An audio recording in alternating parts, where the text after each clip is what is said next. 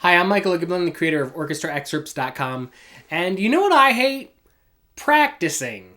But you know what I hate even more? Is all the stupid sayings we have about practicing.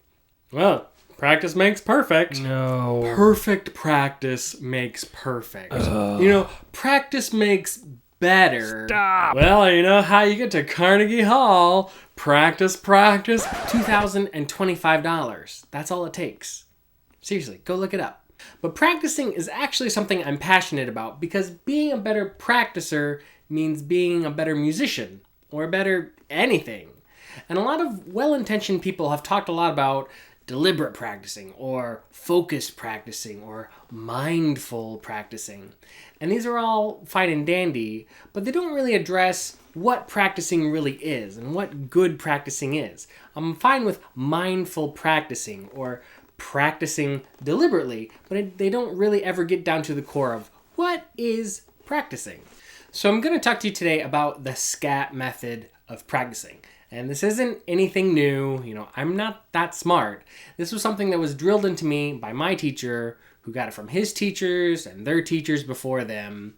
These are pretty successful people. I'm sure you've heard of some of these, especially if you play the violin.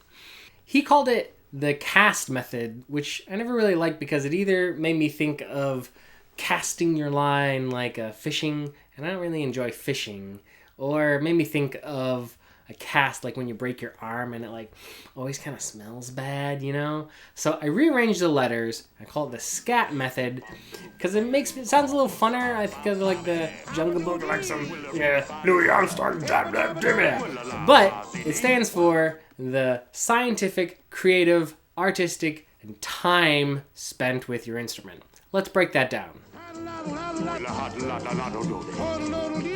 Scientific practicing is all about figuring out what's working, what's not working, and how you can fix it. You just take your emotions out of the picture for a little while and be brutally objective. The underlying principle here is that playing a musical instrument is a physical activity, and it's a physics-based activity. Every musical sound that is produced, both good or bad, is produced because of a physical action. Your fingers stopping the strings in the right location, or pulling the bow at the right angle across the strings, or the speed of the air going through the reed, or the shape of your embouchure on your mouthpiece. These are all physical actions that can be adjusted and changed. So in scientific practicing, we want to, perform and test and analyze and figure out what is working and what's not, and then make adjustments.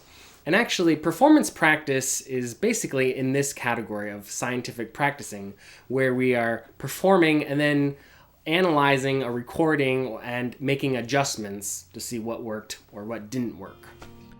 Some of the tools for scientific practicing include using a metronome, using a tuner, playing in front of a mirror. You can record yourself with just the audio or videotape yourself so you can have the video and the audio together. And chances are, if you have a smartphone, you have all of these tools right in your pocket already. You could also play for somebody else to get some feedback. And don't forget to bring some chocolate when reviewing your tape to help you feel a little better. Creative practicing is all about making a game out of practicing. We want to dive into a problematic passage and explore different ways that we can practice the same passage from multiple different angles. There's this great scene from the movie Iron Man where Tony and Jarvis are, looking at this blueprint and they discover this one atom. And that's what we want to do with creative practicing. It's the opposite of practicing just from top to bottom. We really want to zoom in, and blow up this problem and see all the different things that are happening. And maybe we can try attacking it from this angle. And if that doesn't work, we try, another approach. And we get creative about problem solving. I created a video a while ago that's all about very specific ways that we can get creative in practicing. And so you can check that out. The link is below.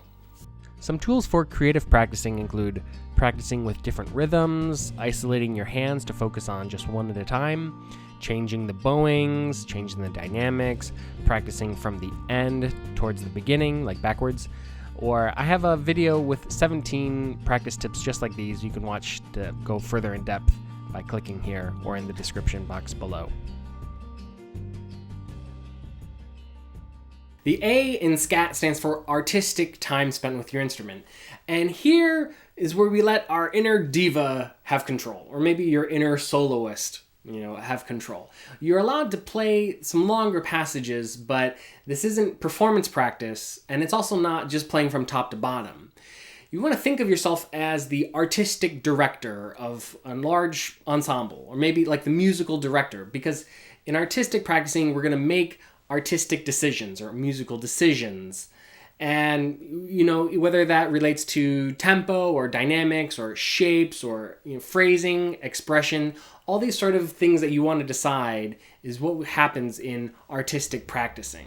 Some tools for artistic practicing include singing through your part, practicing from memory, practicing in a concert hall all by yourself, or maybe just a nice stairwell where you can enjoy all that nice reverb, or practicing in the dark.